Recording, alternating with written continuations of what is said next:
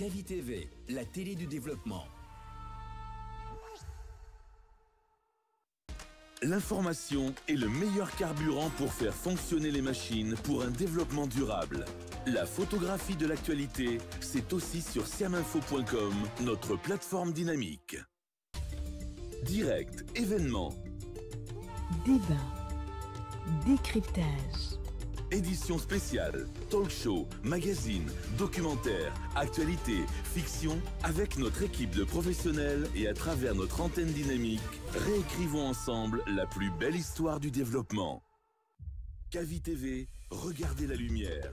Kavi TV, la télé du développement.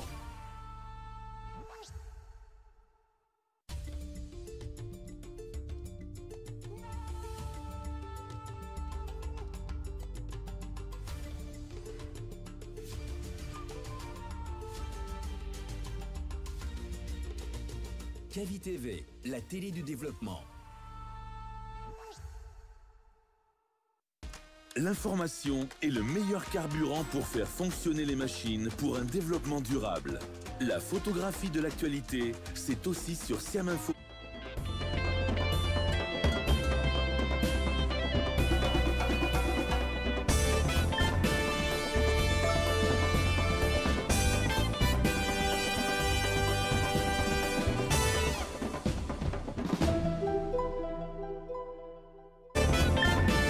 Merci de votre fidélité, mesdames et messieurs. Bonjour et bienvenue dans votre émission Le Scanner qui vous parvient tous les jours quand il est 9h. Merci de nous suivre un peu partout. Merci de nous écouter du côté de Lambagny. Merci de nous suivre à Koya, à Matoto. Merci de nous suivre à l'intérieur du pays, notamment à Labé, à Kankan, à Gérékoré. Merci de nous suivre à l'international. Vous êtes dans Le Scanner, comme je vous le disais tout à l'heure. Vous pouvez nous suivre sur notre page Facebook Kavi TV. Vous pouvez aussi nous suivre sur tout l'univers numérique du groupe Kavi Média. Au menu de ce jeudi, le chef de l'État guinéen effectuera une visite d'amitié à Kigali à partir de ce 1er mai 2025. Le général Mamadi Doumbouya quitte Conakry ce jeudi à 8h plus précisément pour le Rwanda, selon un communiqué publié ce mercredi par la présidence de la République. Le même déplacement guidera le numéro 1 guinéen au Gabon où il va assister à la cérémonie d'investiture du président Oli Brice Clotaire Oligui Nguema. Analyse à suivre dans cette émission Le Scanner.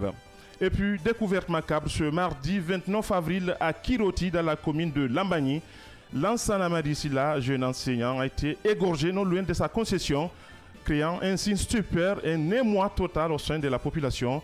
Selon les témoignages recueillis sur place, le drame s'est produit aux environs de 14 heures, alors que la victime venait tout juste de rentrer de Conakry après un séjour dans son village natal, un phénomène qui persiste en dépit de toutes les actions entreprises par l'État. Quelle implication sociologique peut-on tirer de ce phénomène? Analyse à suivre avec notre invité Mamoudou Touré, il est sociologue.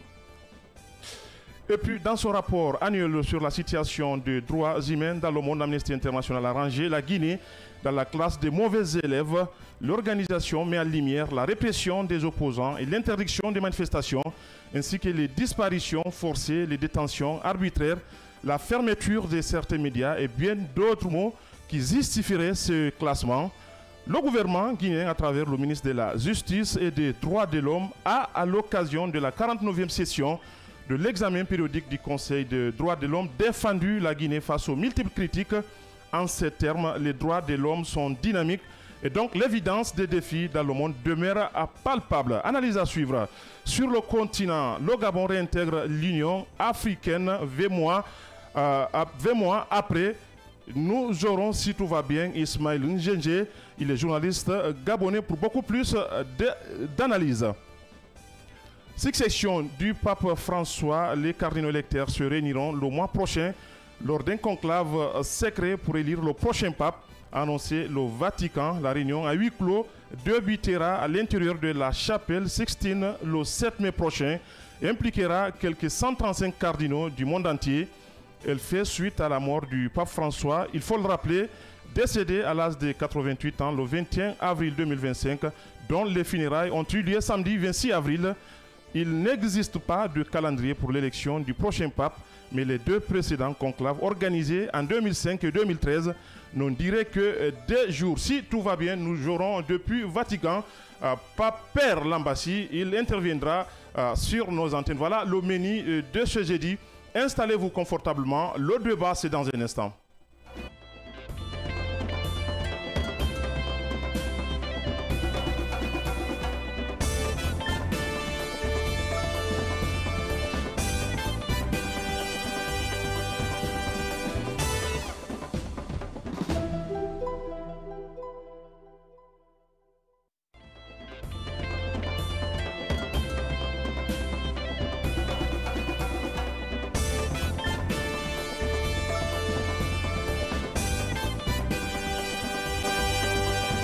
C'est parti pour 88 minutes de débat avec les chroniqueurs de tous les jours ici présents dans ce studio et sur ce plateau. Mohamed Loba, bonjour. Bonjour Diallo, bonjour à tous. Yamsa Sek, bonjour. Et bonjour Yahya, bonjour à tous. Très bien. Yamsa, rapidement, il faut le dire, le général Mamadi Doumbouya a quitté Conakry ce matin pour Kigali. Alors justement, d'abord pour Kigali, le programme du président de la transition guinéenne sera donc très chargé parce que selon le communiqué rendu public hier par la présidence, après Kigali, le chef de l'État guinéen va continuer directement sur Libreville où il doit prendre part à l'investiture du nouveau président gabonais, Nguema, qui vient d'être élu, qui a été élu le 12 avril dernier. Alors d'abord, le Rwanda et la Guinée, des relations datent depuis longtemps. On a vu récemment le président rwandais, à l'occurrence Paul Kagame, qui a fait pas mal de déplacements ces derniers temps sur le pays. Également, le général Mamadi Doumbouya, qui considère l'homme d'ailleurs comme son père spirituel. Son mentor. Ouais.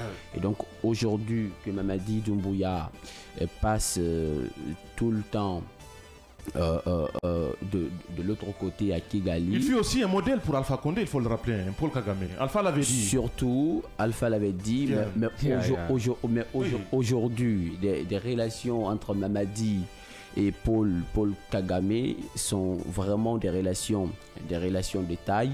Mais vous vous souvenez, très récemment en 2024, quand on séjourne à Kigali, le chef de la diplomatie guinéenne également et son homologue rwandais ont signé mercredi 9 octobre 2024 dernier une dizaine d'accords.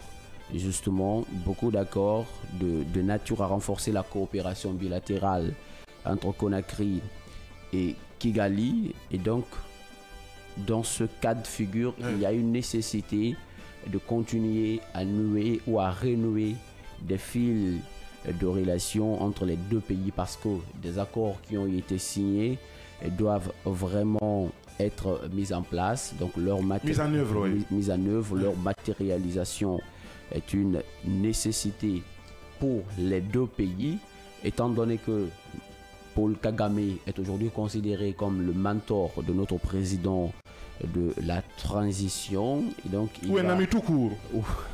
Parce que moi je pense qu'un président mentor de notre président, moi je ne l'accepte pas. C'est un ami tout court. On saura bien. Non, mais justement, c'est ce qui se passe. Ça peut être un modèle. C'est vous qui ne pouvez pas peut-être apprécier cette expression, mais c'est exactement ce qui se passe quand même. En tout cas, l'homme, moi je l'ai dit, il est même considéré comme un père spirituel parce qu'il est beaucoup considéré parmi tant d'autres présidents africains. Il a reçu beaucoup de visites de la part de notre président. Alors, je vous parlais des accords. C'est la deuxième fois, oui, la deuxième fois, ça devient plusieurs. Officiellement. Ça devient plusieurs. Plusieurs commencent par deux, forcément. Pour être plus précis, c'est la deuxième fois. Justement. Alors, je parlais des accords. Des accords récemment qui ont été signés entre les deux pays, 12 au total, dont on parle de la diaspora, la gestion des données migratoires, la coopération technique, la défense et sécurité, l'administration du territoire et décentralisation, la justice, l'économie, le commerce, ainsi que d'autres secteurs. Et donc, on voit aujourd'hui la valeur ou la portée, je vais dire, de cette relation d'amitié aussi, et de coopération entre les deux pays. Donc, on a aussi appris qu'après là-bas, j'ai commencé par ça, le président de la transition guinéenne va se rendre aussi au Gabon. Et jusqu'ici, pour prendre part à l'investiture d'Oligui Nguema, de son homologue gabonais, Oligui Nguema, qui a été élu avec 84,5% lors des élections présidentielles dernières. Tout ce que pour le moment, il y a sur ce voyage, en tout cas sur Kigali, il n'y a pas eu beaucoup de communication officielle. Les vrais motifs. C'est la suite logique d'une amitié. On a voulu rappeler juste. Ce qui pousse Mamadi Doumbouya à se rendre au Rwanda. Mais ce qui est sûr, vous l'avez dit, c'est la suite logique d'une amitié, d'une coopération franche entre les deux pays. Pour le moment, nous souhaitons bon vent et bon voyage au général Mamadi Doumbouya. Bien, on vous reviendra tout à l'heure, Yam Sachek. Mohamed Loba, le président a fait une paire de coups du Rwanda au Gabon. Ah oui, c'est normal. Une autre percée aussi diplomatique.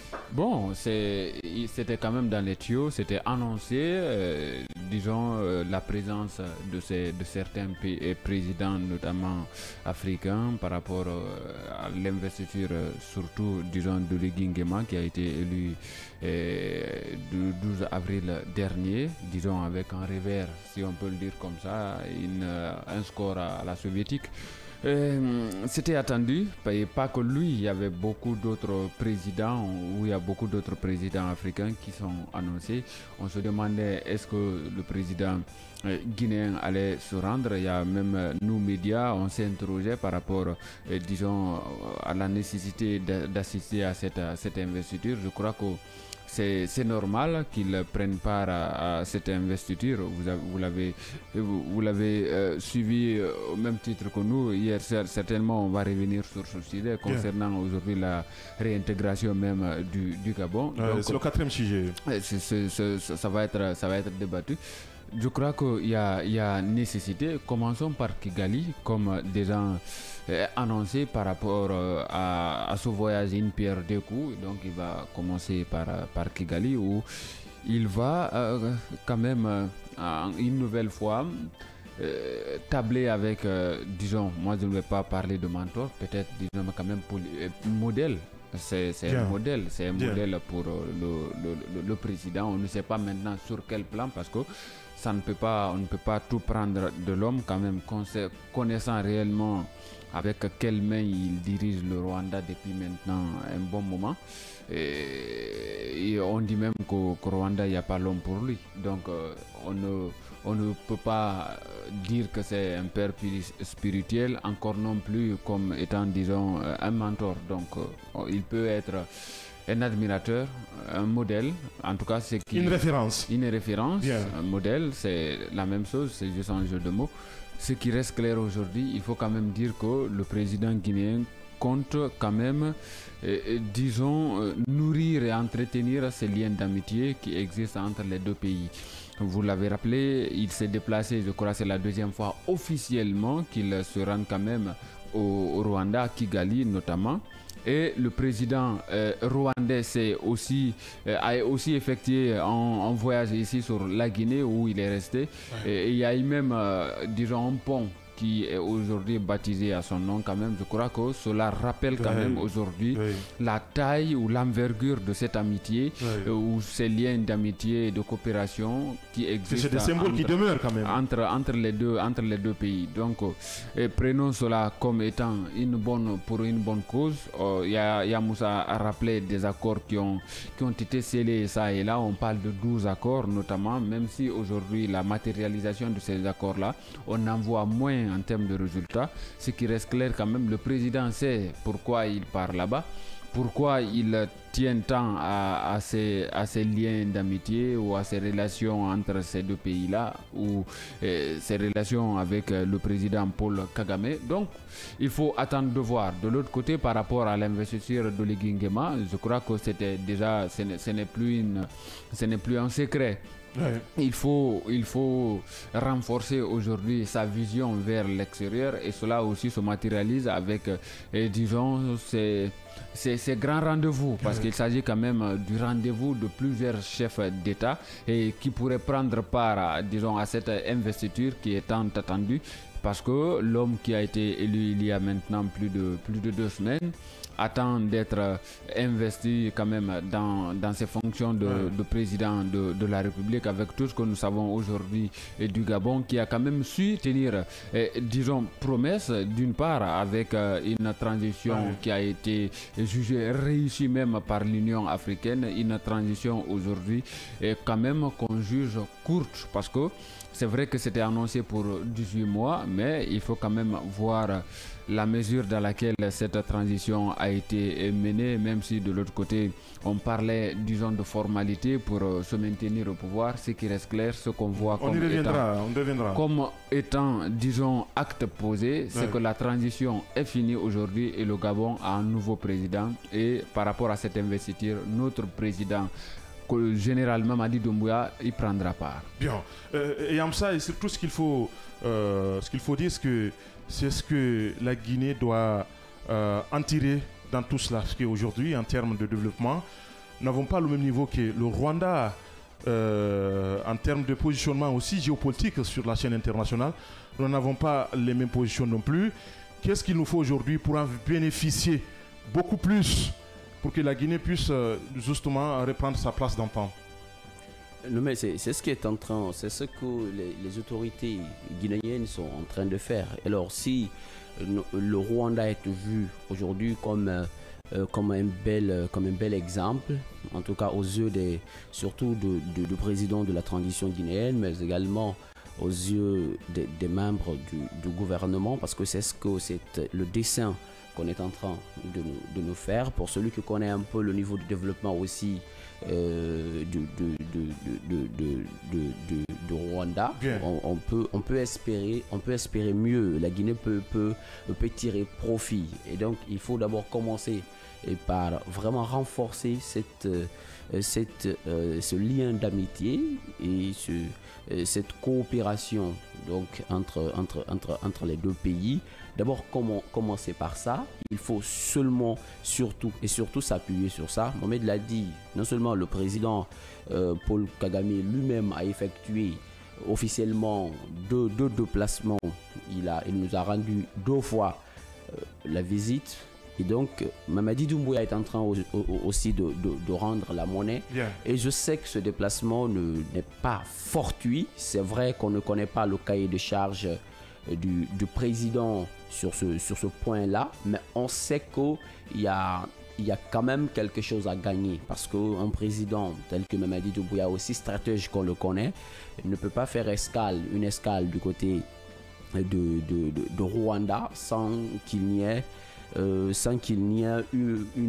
feuille de route bien définie. Et donc la Guinée, avec le Rwanda en termes de développement, le Rwanda reste toujours un modèle pour le pays.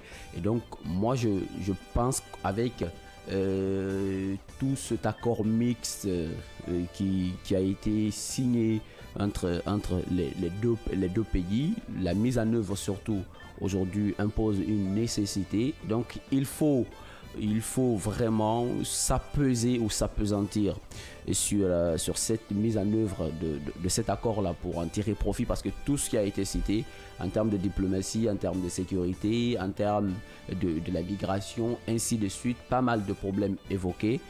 Et je crois que ces passages ou ces visites de notre président sur la terre burundaise, rwandaise, pardon, nous permettra au pays de tirer pas mal d'avantages. Ça, c'est une réalité ailleurs. Bien. Mohamed, ce qu'il faut dire, c'est que on insiste là-dessus, puisque il y a eu quand même des visites techniques au-delà de ces visites, disons, présidentielles du président par 2 fois. Il y a eu des cadres à travers de départements sectoriels qui ont effectué des multiples visites là-bas. Le ministre des AE, des Affaires étrangères, de l'agriculture, de transport, de l'enseignement supérieur, de l'innovation. Il y a eu tout ça là. C'est à se demander où en est-on. Parce que là, il s'agit des techniciens, il ne s'agit pas là du président, peut-être entre des chefs d'État, on peut beaucoup se dire, mais la concrétisation de ces, de ces éléments-là nécessite, disons, l'adhésion d'un certain nombre de cadres, notamment ces cadres techniciens issus des différents départements.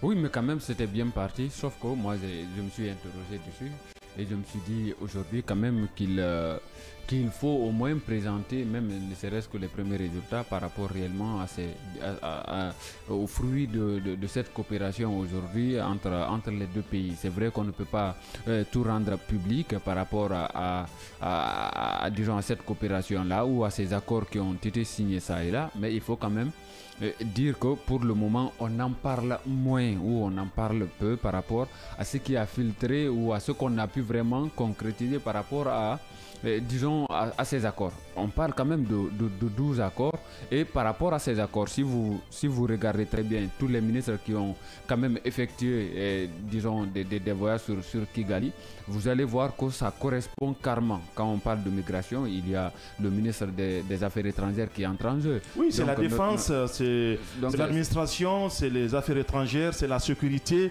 C'est le transport, c'est l'agriculture, c'est le commerce, c'est tout, Mohamed. Donc ça veut dire déjà que ces différentes visites qui s'inscrivent quand même dans le cadre technique, pour le moment, il faut, je crois, il faut leur attribuer quand même encore ce bénéfice du doute pour attendre réellement le retour du président, ce qu'on va nous annoncer cette fois-ci, parce que c'est sûr quand même qu'ils vont encore davantage parler de ces différents accords-là, de leur faisabilité ou de leur matérialisation sur le terrain. Mais pour le moment, pour nous, citoyens, simples citoyens, on ne voit pas encore, disons, des résultats.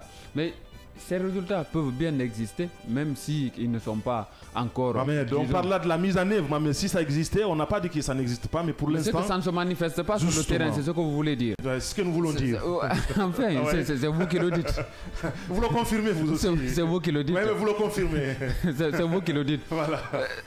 Il y a cela, mais on ne peut pas quand même, aujourd'hui, disons, on n'a pas la même mise sur tout, disons, les champs d'intervention de ces différents ministères ou de ces différents départements. Ouais. Il y a beaucoup de choses qui peuvent être réalisées sur le terrain que nous ignorons encore. Absolument. Parce qu'il y a ce déficit de communication. Nous l'avons dit, c'est un problème. C'est un déficit de communication institutionnelle. C'est un problème aujourd'hui que le gouvernement quand même devra résoudre. De part et d'autre. Évidemment, devra résoudre. De l'autre côté, je peux dire que la Guinée a beaucoup plus besoin du Rwanda, c'est-à-dire que l'inverse. Que le contraire, oui. Oui, évidemment, par rapport aujourd'hui au niveau de développement de l'autre pays, donc ça ne peut être, disons, une inspiration, un modèle de réussite.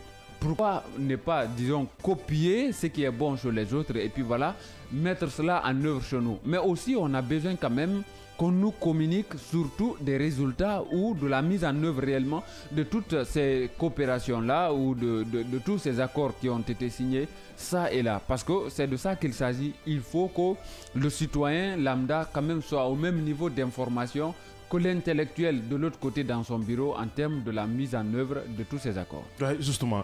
Et autre chose, au Rwanda, est-ce que c'est un modèle de développement quand même qui force même l'admiration au niveau international en ce qui concerne Paul Kagame. Mais il y a un autre facteur aussi, c'est, disons, l'absence de la liberté de presse, de la liberté d'expression aussi, qui, il faut le noter de passage. Oui, mais ça c'est une question de l'Afrique. On en parlait hier par rapport au cas sénégalais. En termes de démocratie, aujourd'hui, le Sénégal, quand même, disons, jusqu'à date, se démarquait par rapport à beaucoup de choses. Justement. On a vu le Conseil constitutionnel à l'œuvre ici de par 2 fois, notamment la fixation de la date pour l'élection présidentielle et cet autre revers concernant la loi d'interprétation d'amnistie. Je crois qu'il faut aujourd'hui dire que la liberté d'expression ou de presse même en Afrique, c'est un véritable problème aujourd'hui pour nous journalistes, notamment pour d'autres acteurs politiques, parce que la plupart de ces pays africains, c'est difficile aujourd'hui de trouver un modèle qui répond quand même à tous les standards concernant, disons... La liberté de la presse aussi, c'est relatif, Mohamed. Hein. Parce que même le plus grand modèle aujourd'hui, vous connaissez ce qui se passe aux États-Unis aussi. Hein. Effectivement. Oui, des États-Unis, il y avait des tentatives même de fermeture de certains médias. La dernière fois, on parlait de VOA. Il y en a beaucoup aujourd'hui. Donc, cette menace, ce n'est pas que guinéenne, cette menace, ce n'est pas que rwandaise, cette menace, ce n'est pas que sénégalaise. C'est le monde entier aujourd'hui qui est embrasé. Donc, il faut aujourd'hui, c'est au-delà même disons, de simple sitting, il faut se faire entendre par rapport à cela et ne pas seulement coller aux réalités de certains pays. Nous connaissons quand même le Rwanda, c'est pourquoi j'ai dit qu'il ne faut pas tout copier du Rwanda, parce que de l'autre côté, concernant cette main de fer avec laquelle le président Paul Kagame dirige, nous le savons, on n'en a pas besoin. Et si c'était le prix à payer, Mohamed? Je ne crois pas que ce soit le prix à payer. Ce qui reste clair, si on doit, c'est-à-dire prendre quelque chose sur les autres, je crois que c'est le point positif. Mohamed Loba, Yam Sachek, en des mots, il faut dire encore une fois, la Guinée aura beaucoup plus besoin du Rwanda que l'inverse, nous l'avons dit ici. Il faut que les cadres, au-delà du président, la volonté elle est là, le terrain est balisé pour les cadres guinéens, mais on nous apprenait dans les échanges, il y avait même des déficits de formation qu'on reprochait aux cadres guinéens. Je crois que de ce côté-là aussi, il y avait déjà des accords qui impliquaient même la formation continue de nos cadres, et ça pose problème. Vous savez, au Rwanda, c'est la rigueur, elle est de mise. Vous n'avez pas un diplôme de master, il y a un certain nombre de postes au Rwanda, pour ne pas dire tous les postes, c'est le diplôme, c'est le dernier diplôme dans l'administration publique. Si vous n'en avez pas, vous n'aurez pas droit à un poste de responsabilité. Donc ça veut dire que la rigueur aussi doit être démise en République de Guinée ici pour que nous puissions avoir des cadres sérieux, beaucoup plus intègres, Mohamed. Cheikh. En tout cas, si nous avons pour modèle le Rwanda et son président aujourd'hui, à travers toutes ces visites qu'on a connues entre les deux présidents, et je crois que ce que vous venez de souligner est à prendre à bras le corps, parce qu'il ne s'agit pas seulement d'effectuer des déplacements sur le pays sans aucun résultat, et sinon que s'il y a des résultats, mais nous ne les connaissons pas, parce qu'il y a peu d'informations qui filtrent là-dessus. On ne sait pas exactement où en sommes-nous en termes même de la signature de ces 12 points d'accord mixte. Et donc, le Rwanda, on le dit, reste en termes de développement forcément un modèle pour modèle continental, un modèle pour la Guinée, mais aussi même pour l'Afrique. Et donc, la Guinée, elle, a beaucoup à gagner dans cette coopération et dans cette relation d'amitié-là. En tout cas, le Rwanda, à travers le président, nous a ouvert ses portes. Il faut savoir tirer profit. Il faut prendre ce qui est bon chez les autres, étant donné qu'on sait que tout n'est pas rose aussi au Rwanda.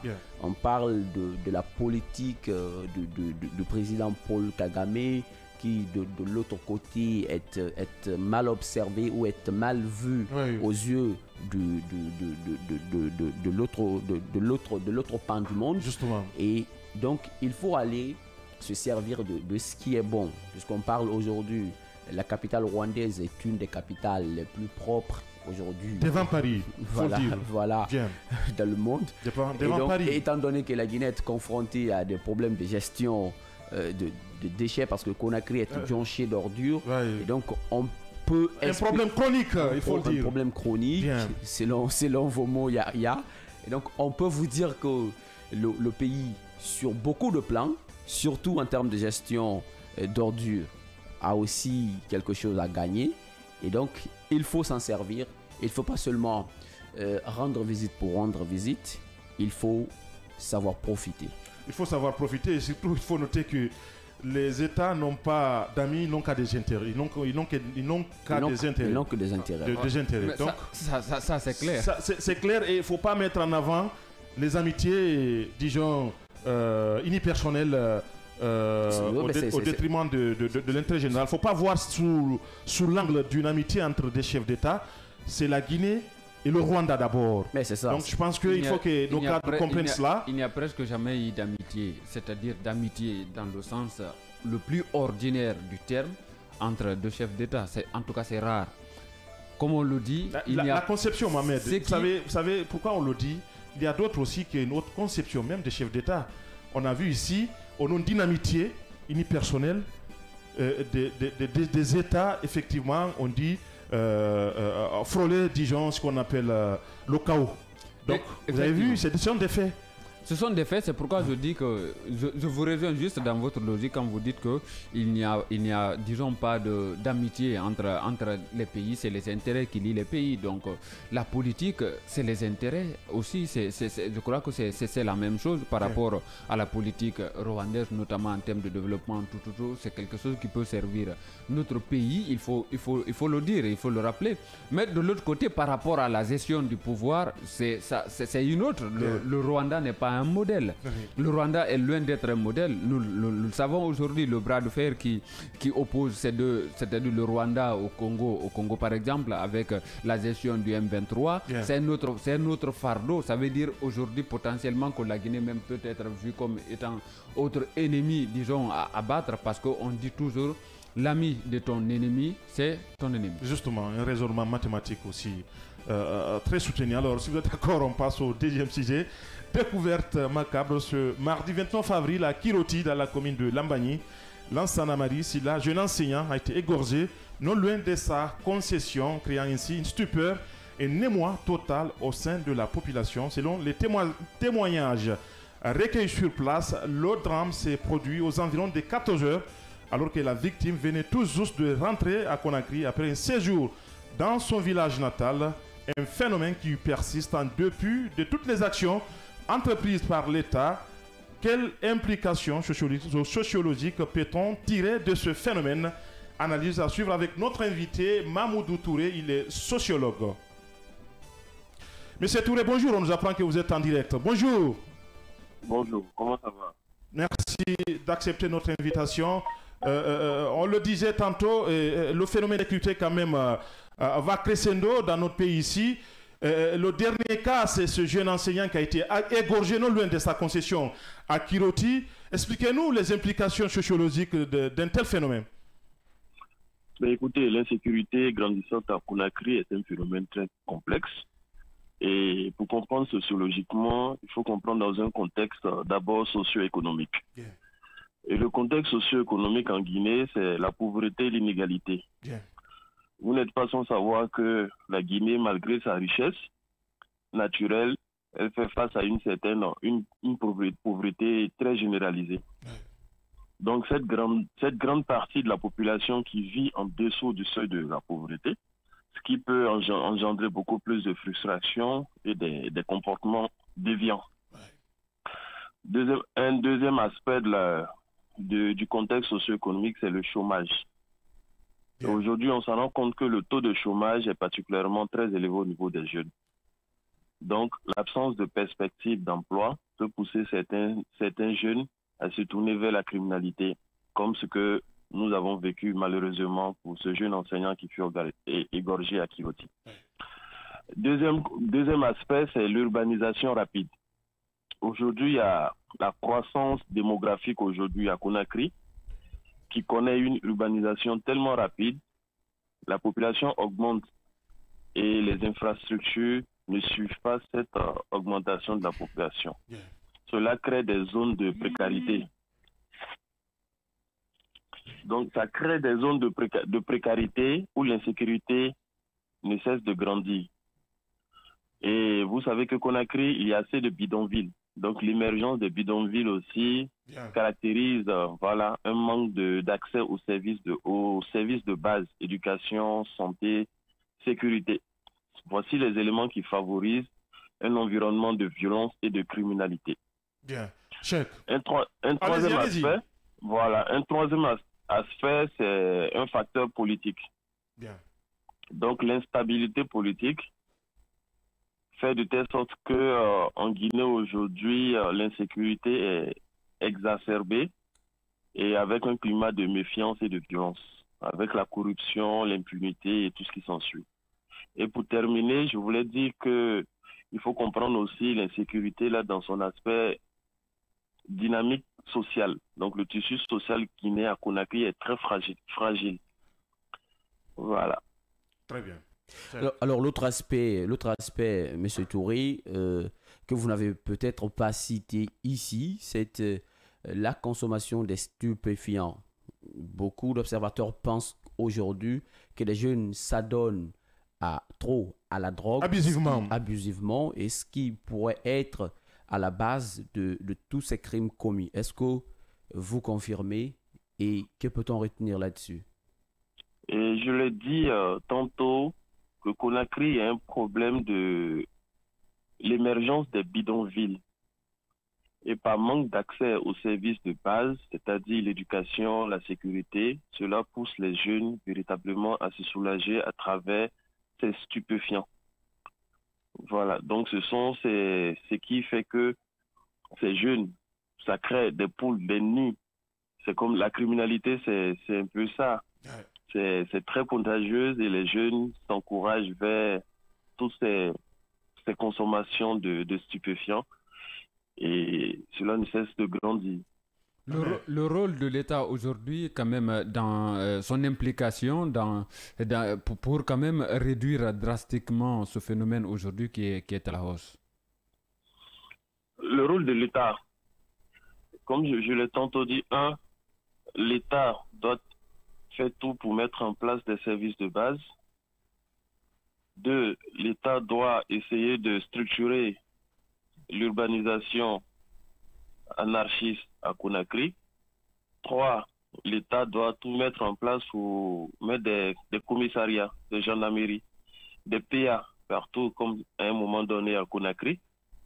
Et 4, l'État doit tout faire pour essayer de lutter contre ces impunités-là, ces enfants que nous attrapons. Il faut les sanctionner et il faut véritablement qu'ils servent d'exemple. Et l'implication des parents, parce qu'aujourd'hui, beaucoup pensent quand même à la démission totale des parents, surtout dans l'éducation, notamment des enfants. Est-ce que cela pourrait se révéler comme étant une autre cause à ce phénomène aujourd'hui qui continue d'endeuiller des familles? La pauvreté des parents les empêche de s'en occuper. Les parents étant pauvres, les parents sortent, les enfants sont livrés à eux-mêmes. Donc, du coup, les enfants sont obligés de s'occuper et du coup, ça grandit l'insécurité et tout ce qui s'ensuit. La pauvreté est un grand phénomène. Le problème d'emploi, vous savez déjà que le PIB en Guinée est tellement faible et tout ça, ce sont les phénomènes qui font que les parents n'ont pas la possibilité aujourd'hui de s'occuper de l'éducation des enfants comme il faut, parce qu'ils ne peuvent pas payer la scolarité, ils ne peuvent pas s'en occuper de tout ce qui est les besoins primaires nécessaires, que les besoins fondamentaux de ces enfants. Mais M. Touré, il y a pas mal d'écoles publiques. Les écoles publiques, il y a pas mal d'écoles publiques effectivement en Guinée, mais je vous ai dit tout à l'heure que l'école publique, d'accord, mais il y a certains éléments qui vont avec. L'enfant doit manger. Les fournitures sont à acheter. Justement. Voilà, donc il y a tous ces éléments, il faut un suivi de l'enfant. L'éducation, il faut un suivi. Il ne s'agit pas de mettre l'enfant à l'école, il faut un suivi académique de cet enfant, de l'école jusqu'à la maison. Mais aujourd'hui, on se rend compte que les parents, même dans les écoles privées, vous n'êtes pas sans le savoir, que les parents, on a comme l'impression que pour s'en débarrasser des enfants, les parents vont déposer les enfants à partir des... Ça commence déjà, mais à partir des crèches et dans les lycées et collèges. Alors, Et à la maison, il n'y a pas de suivi. Les enfants sont laissés pour compte. alors, ce qu'il faut noter aussi, M. Touré, que c'est cet aspect exogène, hein, le contact de la Guinée de certains États, notamment des États frontaliers, se laisser aller, est-ce que ce n'est pas un autre facteur aussi qui a accéléré ce phénomène dans notre pays? Ben, écoutez, aujourd'hui, il y a la mondialisation, hein, et avec l'Internet et tout ce qui s'ensuit, aujourd'hui, les produits, les stupéfiants, comme vous le dites, ça rentre à Conakry avec une certaine insécurité, et ça favorise aussi l'utilisation ou la consommation de tous ces stupéfiants. Donc les enfants veulent aussi imiter les autres enfants de la sous-région, c'est comme eux, et ça favorise et ça encourage la criminalité. Bien. Alors, L'effet de la télé dans tout ça, M. Touré. justement, les nouvelles technologies. Voilà, j'ai parlé tout à l'heure de la mondialisation. Bien. Tout ça, ça fait partie des réseaux sociaux aujourd'hui. Comme je l'ai tantôt dit, en termes d'éducation, j'ai toujours dit qu'il y a 4 formes d'éducation. La première éducation, c'est cette éducation que j'appelle l'éducation familiale. Bien. Aujourd'hui, cette éducation familiale est détruite. Bien. Les enfants aujourd'hui sont livrés à l'éducation que j'appelle l'éducation de la rue, c'est-à-dire avec les rencontres de la rue, Bien. qui favorise la criminalité. Bien. Qui est encouragée aussi par une autre forme d'éducation que j'appelle l'éducation à travers les masses médias. Bien. Et les deux éducations qui normalement devaient permettre de lutter contre toute forme de criminalité, c'est l'éducation de la famille et l'éducation scolaire. Mais les deux éducations sont aujourd'hui englouties véritablement, détruites par les deux dernières formes d'éducation, c'est-à-dire l'éducation de la rue et l'éducation des masses médias. Bien. Mamoudou Touré, sociologue, merci pour cet éclairage, Mamoudou. Merci à vous. Merci. Mohamed, on a écouté Mamoudou, on n'est pas plus clair, il a touché à tous les aspects. Oui, il a touché quand même, disons, à tous les aspects aujourd'hui, donc ça veut dire qu'on a un véritable problème à résoudre par rapport à l'insécurité. Et Yaya Diallo, du début, c'est-à-dire 2025 jusqu'à date, c'est-à-dire aujourd'hui le 1er mai 2025, quand on revoit un peu les statistiques concernant l'insécurité, ça dépasse plus de 10 personnes, disons, assassinées. Je n'ai pas les statistiques exactes, mais si on commence par, disons, mathématiquement, avec ce qu'on a couvert récemment dans notre pays, de Conakry à l'intérieur du pays, incroyable. Il y a vraiment des statistiques à la hausse aujourd'hui qui interpellent foncièrement l'État qui reste, disons, dans un silence de cathédrale et qui, pour le moment, des autorités qui restent encore dans les discours, dans les communiqués. On voit moins les réalités sur le terrain par rapport à ce qui se passe aujourd'hui. Récemment, on parlait d'une dame qui a été brûlée vive du côté du Brécas de Croix. Il y a le cas Cancan, de l'autre côté Bellevue, Matam. C'est qu'aujourd'hui, de peu, c'est-à-dire en un laps de temps, on est en train quand même de battre tous les records, c'est-à-dire mauvais dans ce sens-là en termes d'insécurité dans notre pays. Ce qui, en partie, relance la question encore une nouvelle fois sur l'abandon ou vraiment la démission. La démission parentale. La démission parentale, mais aussi des autorités. C'est-à-dire, de toute façon, aujourd'hui, du côté des parents, on parle de l'éducation. C'est vrai, il y a la pauvreté. La pauvreté, c'est toute l'Afrique et pas que seulement en cas guinéen particulièrement. Vous ne pouvez pas mettre... Mais elle est échelonnée, Mohamed. C'est échelonné, je peux comprendre. Quand on dit qu'il y a certaines familles qui n'ont même pas de quoi manger, l'éducation des enfants, ça peut, sociologiquement, ça peut expliquer un certain nombre de faits, mais ça ne peut pas expliquer tous les faits, Yaya Diallo. C'est pas parce que vous êtes pauvre que vous pouvez quand même laisser votre enfant à l'abandon en termes de consommation de drogue, de tout ce que nous savons aujourd'hui dans notre pays. Des enfants livrés à eux-mêmes, c'est-à-dire une démission systématique des parents. Je crois que cela devrait être revu aujourd'hui parce que même parfois dans la rue, vous voyez des enfants de moins de 2 ans, dans les manifestations où ici c'est la même chose. Des enfants de moins de 3 ans, de 5 ans, de 10 ans, qui sont, la plupart, vous les voyez, cailloux ou pierres dans la main en train de les jeter. C'est comme si ce sont des enfants qui surgissent comme ça dans la vie ou qui n'ont pas de parents. Ça devrait vraiment être aujourd'hui revu, non seulement par ces parents-là qui ont démissionné carrément, de l'autre côté aussi, il y a... Peut-être limiter la naissance, Mohamed. Bon, enfin, c'est pas seulement que limiter la naissance. Vous ne pouvez pas, si vous devez mettre au monde un enfant, vous devez vraiment savoir réellement que vous êtes prêt à l'entretenir et surtout aussi assurer son éducation. Le continent est averti par rapport à cette montée démographique, Mohamed. Évidemment, c'est pourquoi j'ai dit que ce n'est pas un cas particulier guinéen. Ce que ça veut dire aujourd'hui, c'est un cas africain, c'est un cas mondial. Il faut prendre cela en compte. C'est un phénomène social. De l'autre côté, il y a aujourd'hui l'inaction quand même du gouvernement par rapport à tout ce qui est en train de se passer concernant l'insécurité. Aujourd'hui, il faut le reconnaître, nous sommes dirigés par un pouvoir militaire. Ça veut dire tout simplement aujourd'hui qu'on ne devrait pas vivre une telle situation. On ne peut pas nous faire comprendre que c'est au moment où nous sommes dirigés par des militaires que c'est au même moment que l'insécurité devient encore quand même galopante en dehors les familles. En dépit de tous les efforts fournis, il y a des actions engagées. Il y a des actions. Le démantèlement des jeunes jugés criminogènes dans le Grand Conakry, c'est un fait. Il y a des actions engagées, mais sauf que la pérennisation de ces actions-là ouvre encore, disons, la voie à d'autres problèmes qui surgissent en longueur de journée ou en boucle quand même dans nos différentes villes, ici à Conakry comme à l'intérieur du pays.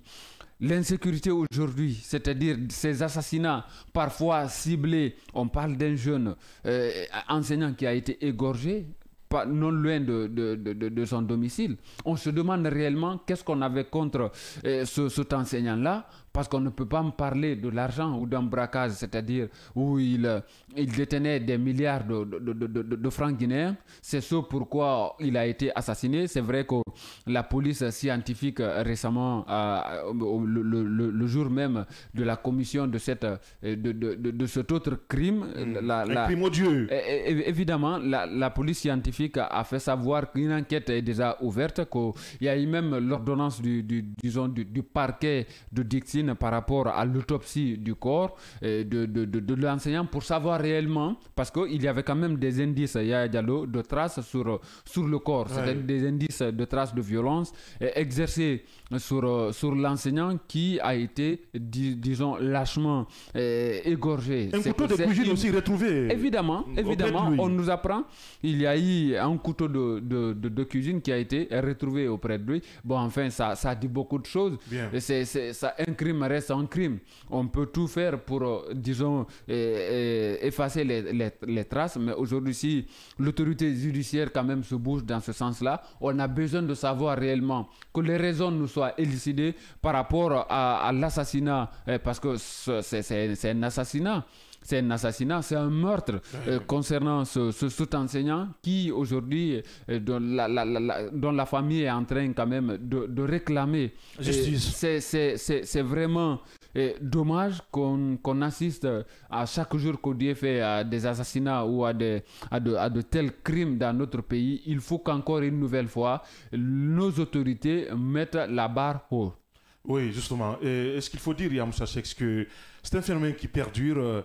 Et la Guinée, aujourd'hui, il faut le dire encore une fois, chaque jour, c'est des découvertes macabres. Et je pense que ça devrait interroger l'État au plus haut niveau. Justement, Mohamed a dit... Ça renvoie une mauvaise image aussi à l'international. Mohamed a dit quelque chose tout à l'heure. On ne peut pas accepter qu'on soit vraiment dirigé par les militaires et qu'on ne se sent pas en sécurité. Ce qui se passe aujourd'hui, ça devient très inquiétant. Des cas de meurtre, des cas d'assassinat tous les jours, des cas de disparition, des cas de vol, des cas de tout genre. Des kidnappings, ainsi de suite, des cas de tout genre. Et surtout, ces derniers temps, des cas d'assassinat sont devenus très récurrents. En tout cas, le volume, l'eau a monté, il faut le dire comme ça. Le volume augmente tous les jours. Mais qu'a-t-il fait ? Moi, je me demande, qu'a-t-il fait cet enseignant pour mériter un tel sort ? On ne peut pas nous dire, c'est ce que disait Mohamed tout à l'heure, on ne peut pas nous dire que c'est un riche. Il n'a pas, pour celui qui connaît la vie d'un enseignant guinéen, on ne peut pas nous dire que c'est à cause de peut-être de sa fortune, de son argent, qu'il a subi un tel sort.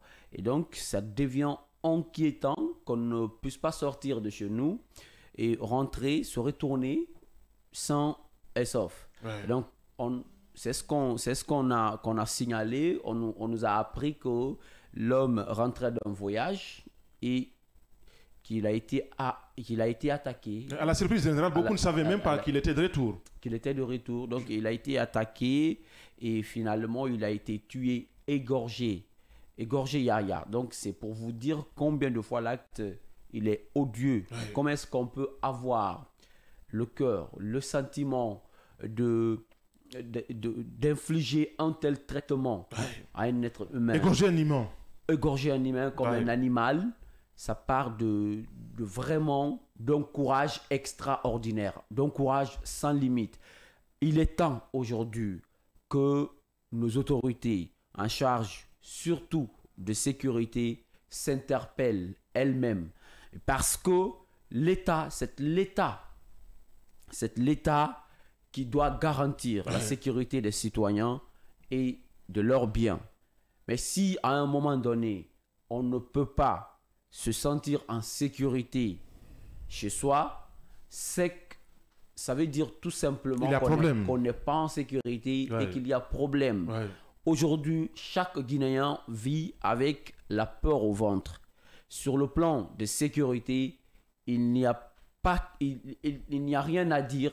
C'est que tous les exemples donnés chaque jour que Dieu fait aujourd'hui, ça fait pratiquement plus d'une semaine, près d'un mois, qu'à chaque réveil, on se réveille avec une découverte.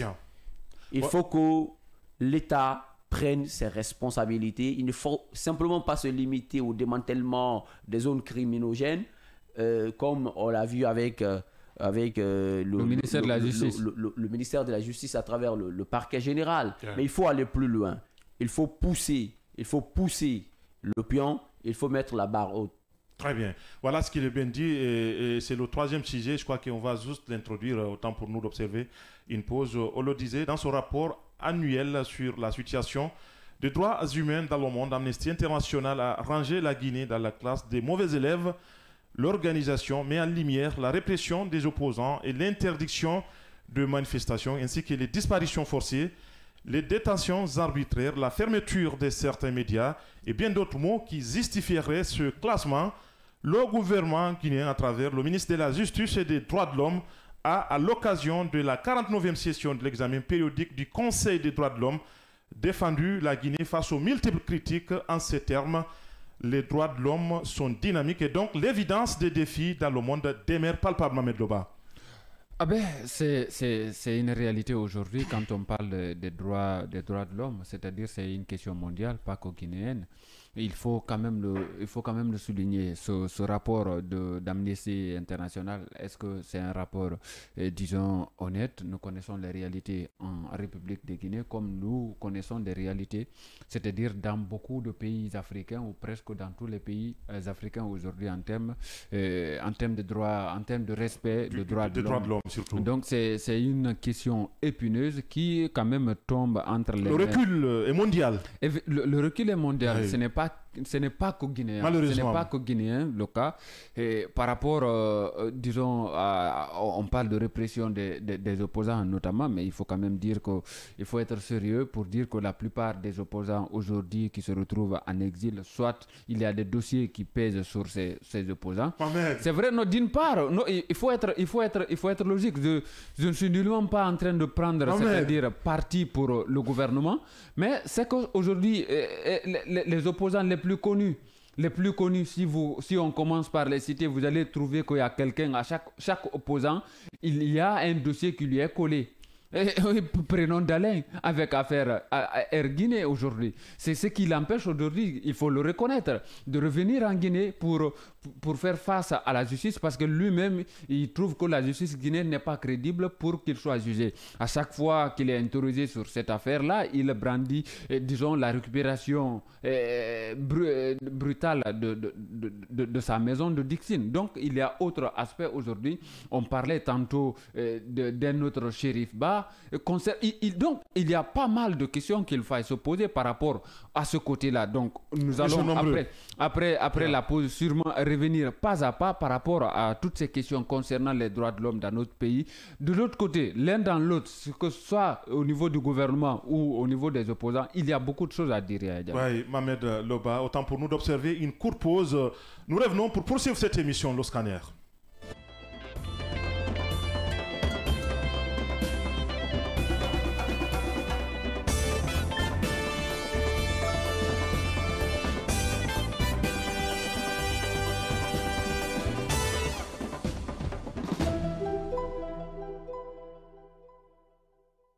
Chez Mondial Express, nous transformons vos voyages en une expérience inoubliable.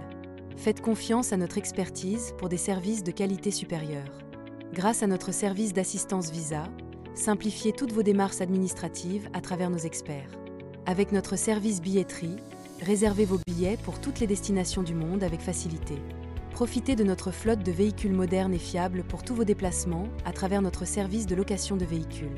Grâce à notre service d'évacuation sanitaire, comptez sur notre service réactif et professionnel pour vos besoins médicaux à l'international. Assurez-vous d'un environnement impeccable avec nos services de nettoyage de qualité. Transportez vos marchandises en toute sérénité grâce à l'expertise de notre service de transit. Développez vos compétences d'agent de voyage avec nos formations spécialisées suivies de stages pratiques au sein de nos équipes. Contactez-nous dès aujourd'hui au +224 613 00 39 69 ou au +224 613 00 39 70. Nous sommes situés à Mankpa, 4e avenue, immeuble Dabo, commune de Kaloum. Visitez notre site internet au www.mondialexpress.net. Mondial Express, chaque voyage est une histoire.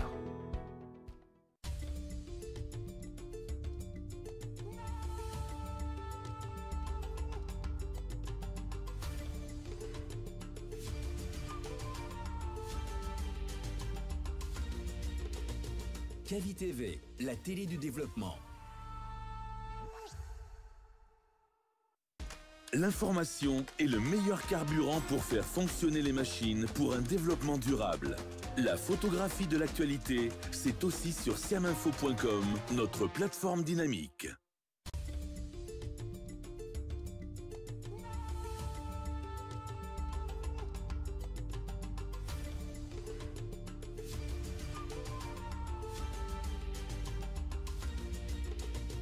Kavi TV, la télé du développement. L'information est le meilleur carburant pour faire fonctionner les machines pour un développement durable. La photographie de l'actualité, c'est aussi sur siaminfo.com, notre plateforme dynamique. Direct, événements. Débat.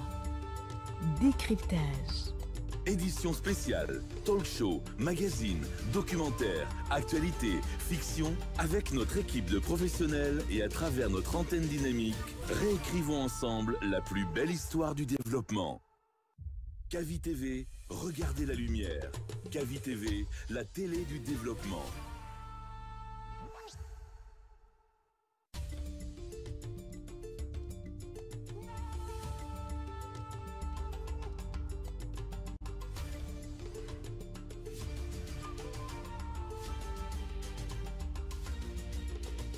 Kavi TV, la télé du développement.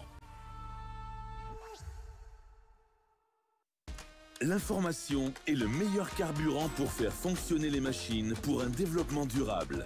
La photographie de l'actualité, c'est aussi sur siaminfo.com, notre plateforme dynamique.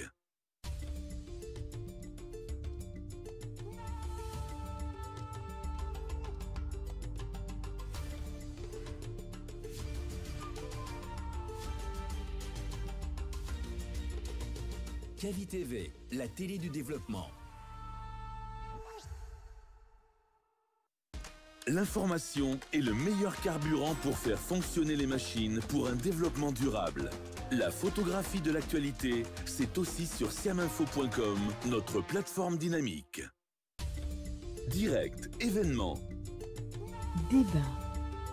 Décryptage. Édition spéciale, talk show, magazine, documentaire, actualité, fiction, avec notre équipe de professionnels et à travers notre antenne dynamique, réécrivons ensemble la plus belle histoire du développement. Kavi TV, regardez la lumière. Kavi TV, la télé du développement.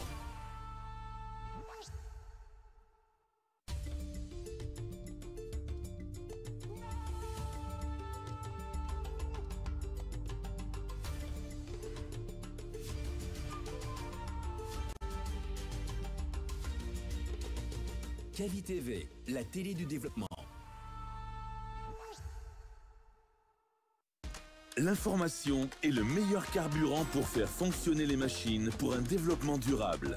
La photographie de l'actualité, c'est aussi sur siaminfo.com, notre plateforme dynamique.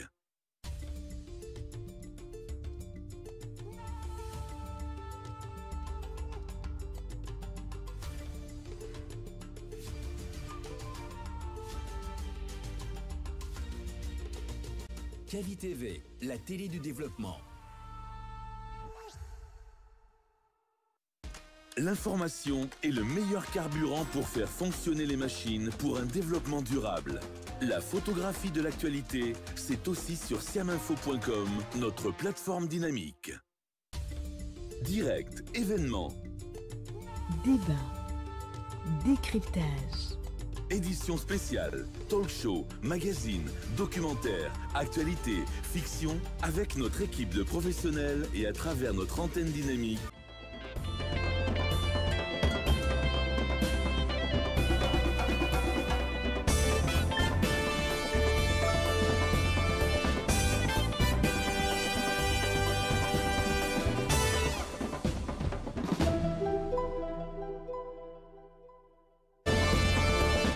Dernière ligne droite de cette émission, mesdames et messieurs, encore une fois, bienvenue. Si c'est maintenant que vous nous prenez en marche, si vous voulez, bien entendu, participer à cette émission, vous pouvez appeler sur le 629 95 67 67. Vous pouvez aussi nous écrire sur la page Facebook du groupe Kavi Media, Kavi TV. À travers aussi siaminfo.com, vous pouvez nous suivre un peu partout à travers le monde. Merci de nous suivre un peu partout à travers la Guinée. Merci de nous suivre à la baie, à Kindia, à Zérékoré et à Kankan. Merci de votre fidélité encore une fois. On le disait tantôt, Mohamed Loba, ce classement quand même accable la Guinée. Oui, c'est un classement quand même d'une façon, d'une manière ou d'une autre qui quand même accable la Guinée. Oui, de l'autre un côté, rapport accablant. Oui, effectivement, mais j'étais en train de le dire. D'une part, parce que je commençais par le cas des politiques aujourd'hui que moi je ne pourrais pas, c'est-à-dire qualifier comme étant accablant parce que la situation, nous la connaissons. Rares sont, c'est-à-dire des politiciens qui ont été quand même, disons, chassés du pays avec un bâton. La plupart, c'est qu'ils ont des affaires de démêlés judiciaires, c'est ce qui les a fait notamment fuir. De l'autre côté, il faut quand même souligner qu'il y a des faits tangibles quand même, disons, évoqués par ce rapport-là, notamment des arrestations. Des arrestations, la disparition forcée. Aujourd'hui, on en a près de 10 personnes qui ont disparu, même si à un moment donné, certaines personnes ont été retrouvées saines et sauves, ou dont la plupart malades gravement parce que sous effet de torture selon nos informations. Mais la plupart restent encore, disons, dans cette disparition-là où on ne sait pas où ces personnes-là se trouvent. Notamment, il y a Fonike Mengue, une grande figure de la société civile. Il y a Biloba, une autre grande figure de la société civile notamment, qui sont quand même dans le FNDC, connaissant le FNDC, le Front National pour la... Habib Marwan Kamara, Sadouni Maga aussi. Vous voyez, Sadouni Maga, jusqu'à date, on se demande réellement ce qu'on reprochait à l'homme par rapport à tout, parce que ce n'était pas quand même, disons, quelqu'un de la société civile, encore moins un opposant. C'était un membre du gouvernement, enfin on peut le dire comme ça, quelqu'un qui travaille quand même dans le gouvernement à un moment donné. L'ancien secrétaire général du ministère des Mines. Ouais. Donc, cela dit aujourd'hui, il faut quand même dire que ce côté est très accablant et que cela n'honore pas le pays et ça renvoie à une mauvaise image de notre pays, malgré aujourd'hui les efforts des autorités de bien quand même vendre l'image de ce pays qui en a besoin autant plus parce que nous sommes d'une manière ou d'une autre, nous sommes dans une transition qu'elle se passe très bien parce qu'il y a moins aujourd'hui de manifestations. Cela aussi se comprend parce que par endroit, il y a cette interdiction faite à toute manifestation, faite aussi, disons, contre le pouvoir. Sinon, il y a des manifestations qu'on est en train quand même d'assister dans notre pays, mais c'est des manifestations de joie. Récemment, il y a des marches qui sont organisées. Ça peut être aussi mis dans le cadre d'une manifestation, mais manifestation de joie parce que cela, c'est en faveur des autorités au pouvoir. Ils sont précis. L'interdiction manifeste des manifestations politiques. Des manifestations politiques. Donc, ça se comprend. C'est que ces marches aussi, il faut quand même dire aussi que c'est politique parce que si c'est le gouvernement d'une manière ou d'une autre, c'est politique. Justement. Donc, manifestation politique, il y a la répression à un moment donné aussi de quelques manifestations qui ont quand même pu surgir à Diallo parce que le rapport prend tout cela en compte depuis un bon quand même bout de temps concernant les premières manifestations même organisées où il y a eu des velléités d'organisation de manifestations. Ce qui a coûté quand même, disons, la disparition de ces figures de la société civile, des critiques aussi, parce que par endroit, on pourrait même dire qu'il y a eu quand même des journalistes, notamment Habib Marouane, qui a disparu. On connaissait sa position par rapport à ses différentes sorties, parfois très très orientées contre, disons, le pouvoir de Conakry. Est-ce qu'on peut dire que le pouvoir de Conakry était hostile à tout cela? En tout cas, il faut dire que ces disparitions forcées. De l'autre côté, il y a aussi la restriction, disons, de l'Internet. Donc tout cela et quand même aujourd'hui est pris comme étant des actes de violation des droits de l'homme dans notre pays. Qu'est-ce qu'il faut dire aujourd'hui au lieu de sortir? C'est-à-dire ça, c'est pour nos autorités de sortir avec, disons, des gants métalliques même pour boxer, disons, ce rapport-là. Je crois qu'il faut se remettre en cause. On peut encore dépasser ce stade-là parce que c'est l'évolution ou le développement qu'aspirent aujourd'hui, c'est-à-dire les gouvernants. Ce développement peut aller avec la paix. Et la paix, c'est quand tout va bien et que le respect des droits de l'homme y est mis, c'est-à-dire est de mise. Donc ce côté, il faut quand même dire que c'est quelque chose qu'il ne faut pas prendre avec des pincettes. Il y a de la réalité dans ce rapport-là et cela devrait pousser nos autorités à se remettre en cause. Bien. Yam, sachez ce qu'il faut dire, que le ministre des droits de l'homme, par ailleurs aussi garde des Sceaux, ministre de la Justice, Yaya Kairaba Kaba, reconnaît, oui, il y a eu des violations, mais rappelle que les droits de l'homme sont des questions dynamiques et que l'évidence des défis reste palpable pour tout le monde entier. Oui, Yaya Kairaba Kaba a dit ce qu'il faut dire, il fait son travail et c'est aussi une réalité.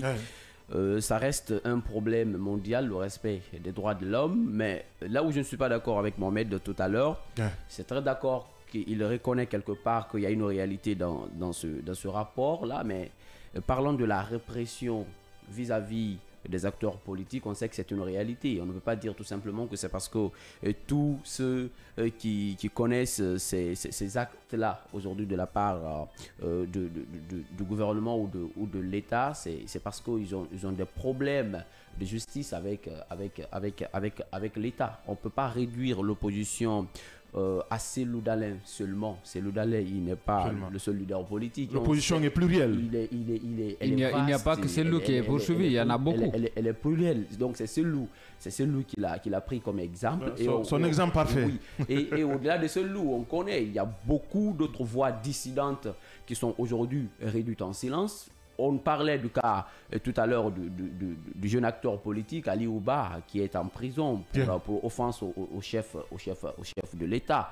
Et donc, au-delà de ça, on a d'autres acteurs aujourd'hui, d'autres voix discordantes qui n'ont plus la voix au chapitre. L'opposition, elle est elle est aujourd'hui en Guinée réduite en minorité. Ceux qui ont été certifiés à travers l'évaluation qui a été faite, l'évaluation des partis politiques faite par le ministère de l'administration du territoire, on connaît aujourd'hui, ce sont les partis politiques qui sont constitués en mouvement pour soutenir aujourd'hui le pouvoir en place et accompagner les acquis ainsi de suite du CNRD. Et donc, on comprend, aujourd'hui, on parle de l'opposition, que ceux qui conjuguent le même verbe avec le pouvoir en place. Tous ceux qui... C'est le cas aussi au Mali. Hein? Tous ceux qui expriment... Au Niger aussi, c'est comme ça. C'est un peu ça. Donc, si vous n'êtes pas dans l'esprit, eh bien, vous sautez. Tous ceux qui expriment un avis contraire, on pense que vous n'avez pas le droit d'exister, vous n'avez pas la voix au chapitre. Donc, soit on crée un problème, soit il existe, on vous confie à la justice. Mais en tout cas, il faut trouver quelque chose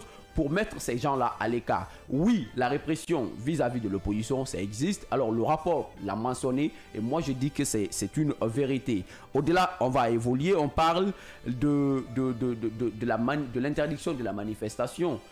On parle dans le rapport des manifestations politiques, mais ce qu'il faut ajouter, c'est de parler de manifestations, de protestations. C'est aujourd'hui des manifestations de protestation, parce que des manifestations politiques, ceux qui tiennent des mouvements de soutien, d'une part, on peut parler de la politique, parce que c'est pour accompagner aujourd'hui les autorités. Politiquement, on peut le dire. Des manifestations politiques de soutien. Mais des manifestations de protestation aujourd'hui, on ne peut pas les tenir. C'est-à-dire l'opposition ne peut pas organiser une marche, quelle qu'en soit la nature de la marche aujourd'hui, qu'elle soit pacifique ou violente. On va forcément barrer la route à cette classe-là. Donc, on ne peut pas contester, on ne peut pas se lever pour exprimer son ras-le-bol. On pense qu'on n'a pas le droit d'exprimer son ras-le-bol contre le pouvoir en place. Ceux qui conjuguent le même verbe, je veux le dire, j'insiste dessus, ceux qui veulent accompagner le pouvoir, ceux qui sont là pour mettre en place des mouvements de soutien, ceux-là ne sont pas inquiétés. Donc on dit que oui, quand on dit que... Du deux poids, deux mesures. Du deux poids, deux mesures. Aujourd'hui, partout on pose la question pour savoir pourquoi il n'y a pas de manifestation politique. Les autorités vous répondent tout simplement, mais il y a des gens qui manifestent, il y a des gens... Mais qui sont ceux qui manifestent? Ce sont ces personnes-là qui soutiennent le pouvoir en place. Et donc, la répression des manifestations aussi, c'est en fait, on parle de la restriction de l'accès à Internet, c'est une réalité, on en a connu. À un moment donné. Ça a provoqué des cheveux blancs à de nombreux Guinéens à un certain moment ici, et ça a perduré, ça a pris des semaines.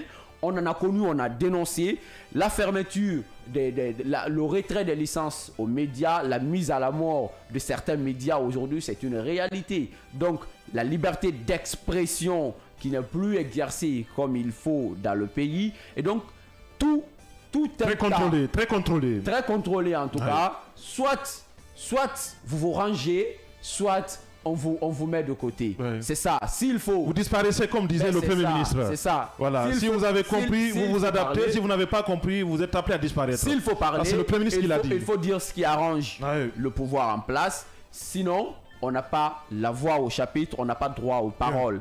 Donc, ce sont des réalités que le rapport a souligné. Ce rapport 2025, en tout cas annuel édition 2025 sur la Guinée. Et pour revenir sur la contre-attaque du ministère de la Justice. Une contre-attaque que je considère objective. Hein. Oui, à bien des égards. Objective. Très objective. Il a été malé le ministre de la Justice pour dire que c'est un phénomène, c'est un cas mondial. Justement. Et donc, il faut continuer à tirer les leçons. Il faut juste pas répondre à chaque fois, comme aiment le faire nos autorités, répondre au coup par coup. Il faut comprendre que tout ce qui est fait souvent, c'est aussi pour la Guinée, mais pas contre la Guinée. Alors si les acteurs ou les activistes se réunissent pour sortir un rapport, aussi accablant que ça soit, moi je crois que nos autorités doivent seulement savoir tirer les leçons, prendre ce qui est réalité afin de pouvoir changer la donne. Améliorer surtout les choses comme l'a dit ici le ministre. L'évidence est là, liée au défi pour le respect des droits de l'homme. Je pense que c'est un défi mondial à chacun d'en tenir compte. Mondial. Voilà, hier on a eu un confrère sénégalais, c'est la même chose. Au Mali, on n'a même pas... On parlait des États-Unis tout à l'heure. Le pays le plus démocratique, si on peut le dire comme ça. Au Mali, certains sont astreints à ne plus prendre la parole. Donc, il y a tout cela. Ce sont des aspects... Pas parce qu'il y a c'est chaud chez les autres que ça doit être chaud chez nous. Non, il faut c'est pour autant que c'est une question transversale. Oui, c'est vrai, mais il faut une réponse transversale. Encore une fois, on peut vraiment faire autrement. On peut faire autrement. Je crois que la sortie... On avance, Mohamed. On a déjà cet extrait aussi très long de notre confrère. Donc, sinon, on n'aura pas le temps de revenir aussi pour analyser un peu les propos de notre confrère Ismail Nzé. C'est un confrère gabonais. Il doit intervenir sur la situation gabonaise. Vous savez très bien, le Gabon réintègre l'Union africaine après 20 mois de transition. L'analyse à suivre avec notre confrère Ismail Nzé depuis Gabon. Alors les amis, bonjour. Ma journée de travail est très chargée. Vraiment, je n'aurai pas le temps d'intervenir directement, mais je vous fais cet audio au moins pour répondre à l'une de vos préoccupations.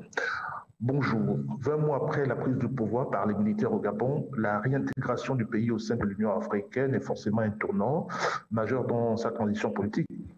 Mais la décision prise ce mercredi à Addis Abeba, siège de l'institution, sont sans doute l'épilogue d'un certain nombre d'exigences démocratiques auxquelles le pays devait donc répondre, notamment le comité de transition et de restauration des institutions qui a mis fin au régime d'Ali Bongo Ondimba.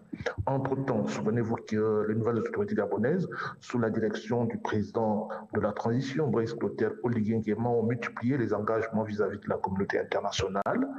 Ouverture en organisant par exemple un dialogue national entre avril et mai 2024. Il y a eu aussi, ce dialogue a permis donc l'élaboration et l'adoption d'une nouvelle constitution, puis la mise en place d'un calendrier électoral sanctionné, comme vous avez pu le suivre, le 12 avril dernier par l'écrasante victoire de Brice Clotaire Oligui Nguema à la magistrature suprême, c'est-à-dire à l'élection présidentielle. On sait que le débat autour de ces élections, qui n'étaient pas des plus compétitives en l'absence des poids lourds de la classe politique, reste entier et se poursuit avec des interprétations diverses. Mais le scrutin est clos, il était transparent, il était certainement celui qui s'est, ces dernières années, qui a été le mieux organisé, parce que tous les observateurs qui sont venus à Libreville superviser ces élections sont unanimes que le processus électoral a été apaisé. On peut discuter de son caractère inclusif parce que, ayant mis le côté, selon les termes de la nouvelle constitution et du nouveau code électoral, ayant mis certains poids lourds, comme je le disais, de la vie politique nationale de côté, mais on reconnaît néanmoins que ce scrutin s'est bien déroulé, grosso modo, sans incident. Alors, le scrutin est clos, comme je le disais, il faut donc tourner la page et envisager l'avenir. L'avenir, c'est quoi, par exemple? C'est préparer pour les uns et les autres les législatives qui pointent à l'horizon, les locales et les sénatoriales. Pour les observateurs nationaux comme internationaux, ce sont des avancées que l'Union africaine dit avoir saluées. Qu'est-ce que ça signifie concrètement? Ce retour sur la scène internationale pour le Gabon est un symbole fort pour Libreville qui cherche à regagner la confiance de ses partenaires africains et internationaux. Mais l'organisation reste vigilante, c'est-à-dire l'Union africaine reste vigilante. Elle attend du Gabon qu'il poursuive sur la voie du retour à l'ordre constitutionnel. Merci.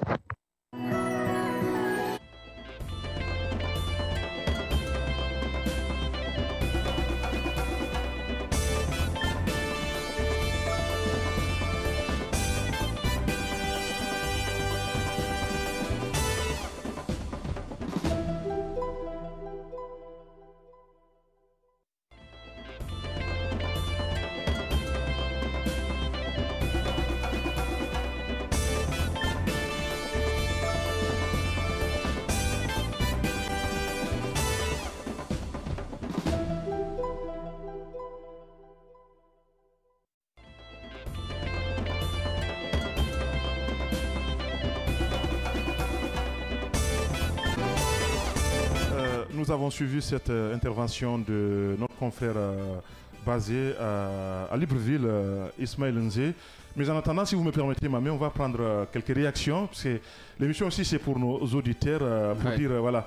Donc, bonjour à toute l'équipe du Scanner. C'est Djibril Souma depuis Koya, Wonkifon, Carrefour, activiste de la société civile de Wonkifon. C'est vraiment dommage ce qui est arrivé à ce pauvre enseignant. Le phénomène d'insécurité est devenu très inquiétant dans notre pays. À chaque jour qui passe, désormais, on a peur de se faire kidnapper, tuer ou encore arnaquer. Il faudrait que les services de sécurité revoient leur stratégie afin de mettre fin à ces phénomènes devenus insupportables pour la population. Merci à vous, Djibril Souma, depuis Wonkifom.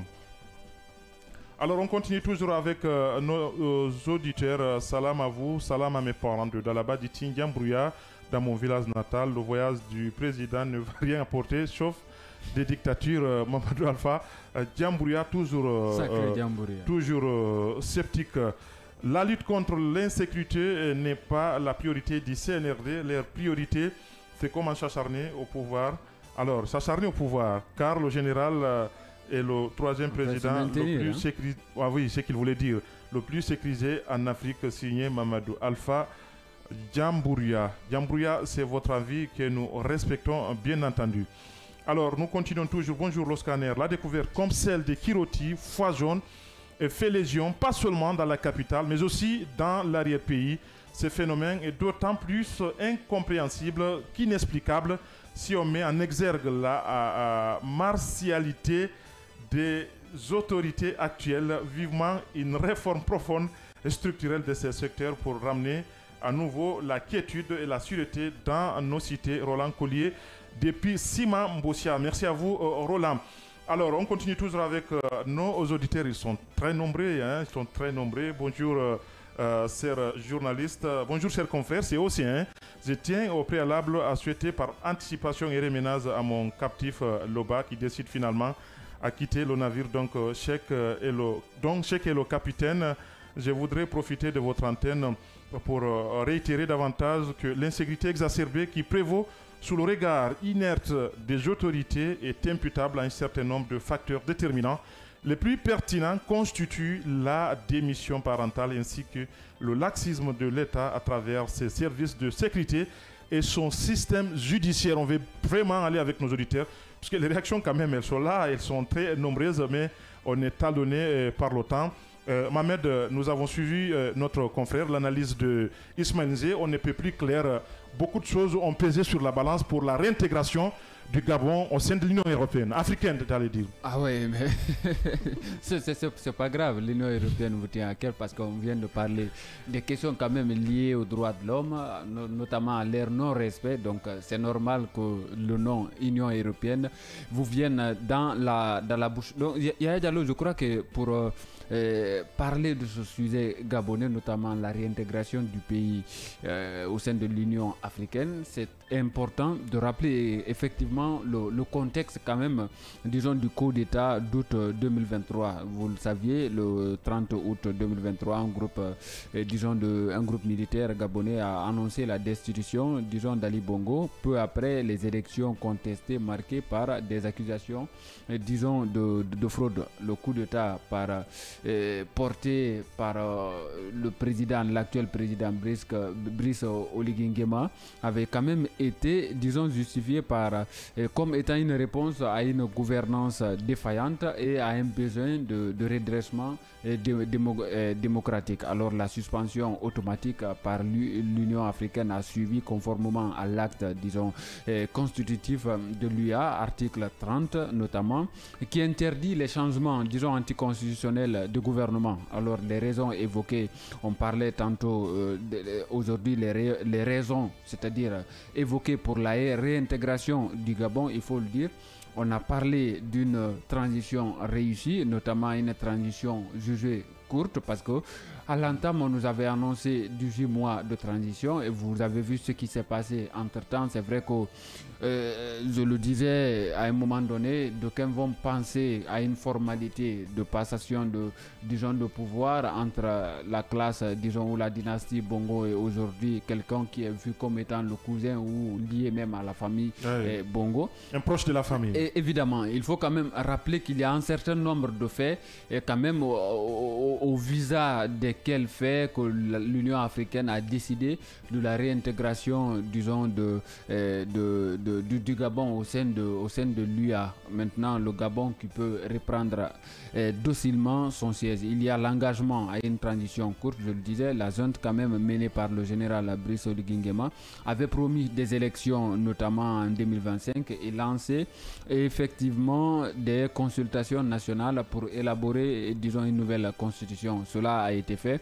Il y a la pression, disons, régionale. On parlait de la CEEAC, disons, la communauté économique des États de l'Afrique centrale, qui a joué un rôle clé aussi en évitant une condamnation ferme, notamment contrairement à la CEDEAO en Afrique de l'Ouest. Certains États membres de l'UA ont plaidé pour une approche pragmatique. Donc la stabilité aujourd'hui qui est perçue, parce que beaucoup s'attendaient à des manifestations post-électorales, mais aujourd'hui il faut quand même le souligner qu'il n'y a pas eu de protestation à date, donc ces contextes aussi ont été pris quand même en compte par l'UA. Yam Sachek, très rapidement, nous avons écouté notre confrère. Au-delà de tout, aujourd'hui, ce qu'il faut dire, c'est que des élections ont été organisées, moins de contestation, même si les ténors aussi de l'autre côté de la classe politique n'ont pas pu prendre part. Mais ce qu'il faut dire, c'est que les élections au Gabon n'ont pas été contestées. En tout cas, justement, ce qu'il faut dire dans tout ça, c'est qu'il faut simplement féliciter le pouvoir militaire gabonais comparativement à d'autres régimes militaires qu'on a connus. Même si tous les pays qui ont connu le coup d'État. Non, mais bon. Le si ça va exister, mais le Gabon s'est montré un bon pragmatique, un bon élève. On a connu une courte période. Un bon élève, c'est relatif. Oui, une diplomatie proactive aussi. Une courte période de transition. Et puis voilà, on vient avec un mandat, on organise des élections. Sans aucune contestation. Pour le moment, le président il est démocratiquement élu. Et donc, c'est sur ces bases et ces critères-là que l'Union surtout que le pays n'est pas en crise sécuritaire. Et désormais, c'est un civil au pouvoir. Mais exactement. Justement, c'est notre facteur. Et donc, comparativement à tous les faits et de tous les régimes militaires aujourd'hui, de tous ceux qui ont pris le pouvoir à travers les armes, on peut quand même dire chapeau au président Oligui Nguema. Et donc, c'est aussi une bonne nouvelle peut-être pour le peuple gabonais, mais aussi pour une leçon pour les autres présidents militaires, d'accord. Il faut tout simplement dire qu'il est temps de faire vite les choses. S'il faut organiser les élections, il faut les organiser pour sortir de la transition, mais il ne faut pas le faire comme Assimi Goïta, qui s'est offert gratuitement 2 ans de mandat au pouvoir. Puis un paquet, Assimi, il faut aller au Sahel. Au Sahel. L'AS, c'est juste un exemple. Oui, c'était un effet contagieux au niveau de l'AS. Je pense que c'est important de le signaler. Un autre aspect aussi, Mohamed, c'est qu'aujourd'hui, à l'international, les portes deviennent de plus en plus ouvertes pour le Gabon. Et je pense que c'est parti si la volonté s'y est pour un développement. Et effectivement, on a parlé quand même de cette proactivité quand même diplomatique. Et il faut le souligner, le Gabon a multiplié même ces derniers temps ses contacts avec les pays, notamment africains, mais aussi d'autres pays européens. Donc aujourd'hui, c'est bien réparti pour le Gabon par rapport à cette réintégration au sein de l'Union africaine. Ce qu'il faut aussi souligner, en partie, il faut développer ce que Yamoussa a commencé concernant cette stabilité aujourd'hui au Gabon, même au-delà des élections, parce que ce qui avait suscité, c'est-à-dire ou ce qui avait amené ce coup d'État, c'était des contestations au sortir de l'élection d'août 2023. Ouais. C'est à l'issue de cette élection que le coup d'État est intervenu et finalement la dynastie Bongo a été maîtrisée et voilà, écartée carrément. Donc aujourd'hui, comparativement ou contrairement aux États du Sahel, il y a une stabilité. Le Gabon n'est pas quand même en défi ou n'a pas de problème sécuritaire. Et si vous prenez exemple du Mali, du Burkina Faso ou du Niger, où on parle des djihadistes, chaque fois avec des attaques répétées. Donc aujourd'hui, il faut quand même se dire qu'il y a beaucoup de facteurs que lui a pris en compte pour décider de cette réintégration du Gabon. On attend de voir ce que ça va donner dans les prochains jours, mais pour le moment, c'est bien parti pour le Gabon. Justement, pour le moment, c'est bien parti pour le Gabon. Il faut le rappeler aussi, aussi, le président gabonais aussi avait pris l'engagement de rendre le pouvoir aux civils. Finalement, il y a eu ces gesticulations qui consistaient, disons, à ôter la tenue, automatiquement devenir civil et puis voilà, et se présenter. Finalement, il a gagné. Mais au regard de ces campagnes électorales, on s'est rendu compte que Olingi Nguema avait occupé toute la scène politique gabonaise. Ce n'était pas une surprise pour plusieurs observateurs parce que tout simplement, c'est lui qui était là, présent avec la jeunesse, qui chantait, qui dansait. Sortait même sont allés jusqu'à dire qu'un président ne doit pas faire cela. Vous savez, le cas gabonais ressemblait un peu, c'est-à-dire l'arrivée au pouvoir d'Oligui Nguema ressemblait un peu à l'arrivée du pouvoir, c'est-à-dire du président Mamadi Doumbouya. C'est-à-dire toute la classe politique a applaudi parce qu'on a trouvé que le moment était opportun. Mais et ici, que les citoyens, n'a pas dansé. Et que les citoyens, on ne parle pas de danser. On a trouvé que les citoyens étaient étouffés, c'est-à-dire par la mauvaise gestion du pouvoir et tout ce qui s'ensuit. Donc les Gabonais ont pris cela déjà, imaginez, engouffrés dans une gestion éternelle de la dynastie Bongo qui ne finissait presque pas. À chaque élection, c'est la même équipe qui est élu ou réélu. Je crois qu'il y avait quand même matière en ce qui concerne aujourd'hui cette offrande qui voilà. Mohamed Loba, merci pour ces analyses-là. Nous sommes vraiment taxés par le temps et nous nous excusons pour ce 5e sujet pour lequel on n'a pas pu justement débattre, mais ce n'est qu'une partie remise pour demain. Nous irons au Vatican avec le père Lambassi pour discuter de cette date prévue pour le 7 mai, hein, ce qui concerne la désignation ou l'élection d'un futur pape au niveau du Vatican. Merci Mohamed Loba. Merci à Diallo, merci à tous. Merci Amcha Chek. Merci Yahya, merci à la technique Mamadou Diallo côté radio, à la régie télé Salimatou Sissé, à la réalisation Michel Ouamono et Fatoumata Kaba. Merci de votre bravoure de ces côtés. Merci à tous de nous avoir suivis. Portez-vous très bien.